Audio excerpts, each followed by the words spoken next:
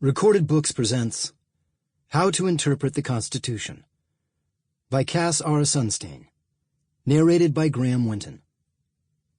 From Jeremy Bentham. What then is the wisdom of the times called old? Is it the wisdom of gray hairs? No. It is the wisdom of the cradle. From William James. The most violent revolutions in an individual's beliefs leave most of his old order standing. Time and space, cause and effect, nature and history, and one's own biography remain untouched. New truth is always a go-between, a smoother over of transitions. It marries old opinion to new fact, so as ever to show a minimum of jolt, a maximum of continuity. Introduction. In February 2021, I started a new job as senior counselor in the U.S. Department of Homeland Security. Before I began, I was required, or privileged, to take the oath of office. The United States was in the midst of the COVID-19 pandemic, and so I took the oath all by myself, online via my 2015 MacBook Air, in a little room in my home. Here is what I was asked to say. I do solemnly swear that I will support and defend the Constitution of the United States against all enemies, foreign and domestic, that I will bear true faith and allegiance to the same, that I take this obligation freely, without any mental reservation or purpose of evasion, and that I will well and faithfully discharge the duties of the office on which I am about to enter. So help me God. Before I started, I thought to myself, this is a great honor, and it is just my laptop and me and the single person administering the oath. I will not cry. Listener, I cried. Here is one reason.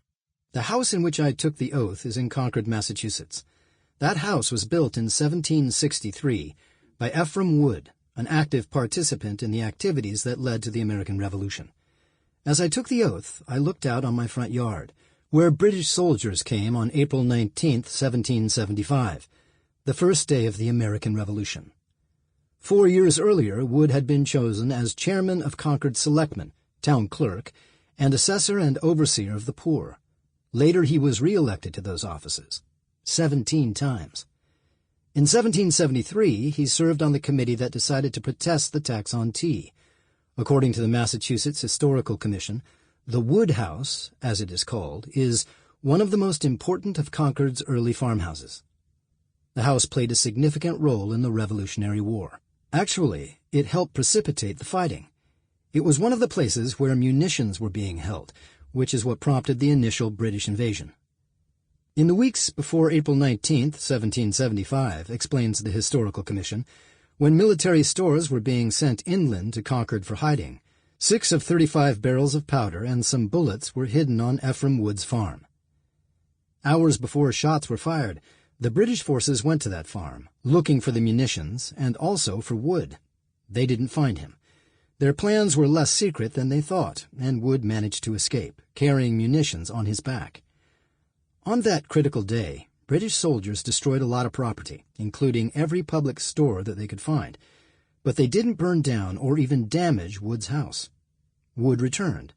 As the fighting continued, became terrible, and then worse, the house remained intact. It was there before the colonies turned into the United States, and it was there when Jefferson wrote the Declaration of Independence. Just a few months after Jefferson did that, Wood himself, a short distance from his house, helped write a document that called for a constitutional convention in Concord, resolving that the supreme legislative, either in their proper capacity or in joint committee, are by no means a body proper to form and establish a constitution of form of government, for reasons following, viz., first, because we conceive that Constitution, in its proper idea, intends a system of principles established to secure the subject in the possession of, and enjoyment of, their rights and privileges against any encroachment of the governing part. Wood's group has been credited with inventing the whole idea of the convention for constitution-making. His house was there when the Articles of Confederation ruled the land, and it was there when the Federalist Papers were written, and when the Constitution was ratified.